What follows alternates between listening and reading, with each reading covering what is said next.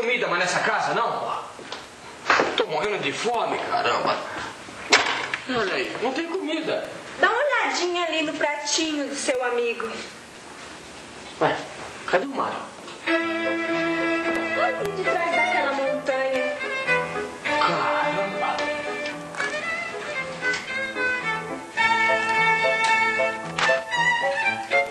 O cara tá com fome, hein?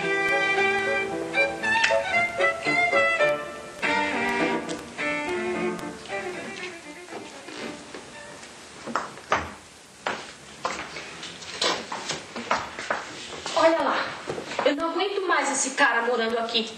Ele come e se comporta como um porco. Se ele continuar a morar aqui, nós vamos embora. Peraí. Que negócio é esse de nós? Eu vou com ela, Juca. Peraí, você deve estar brincando, né?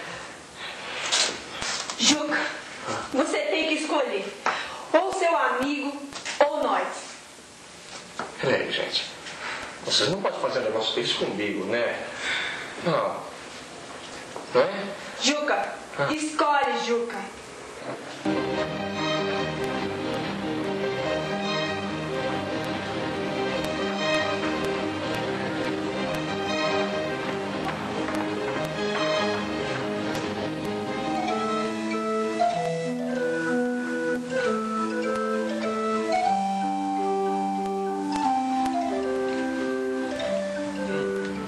Ô, Juca, quem é que vai lavar nossas cuecas agora, hein?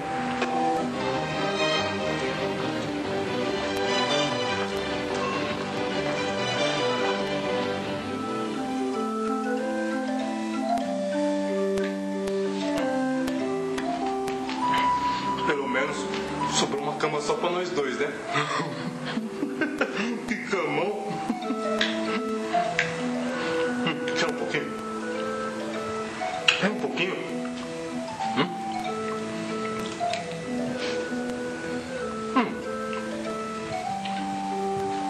Você tá triste por causa delas, é?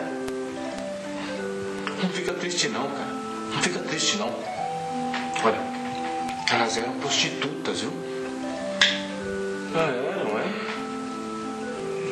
Você não sabia não, Juca? Como você é bobo, viu, Juca? Não tá mesmo.